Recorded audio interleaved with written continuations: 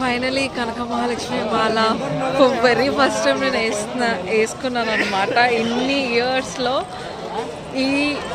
ఈరోజు ఎంత date 18/12/2025 very first time వేసుకున్నాను.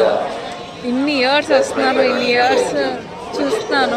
ఫ్రీగా టీ ఇస్తున్నారు, నిజంగా ఎంత బాగా చేస్తారు తెలుసా అమ్మవారి పండగ బుర్రపాడు.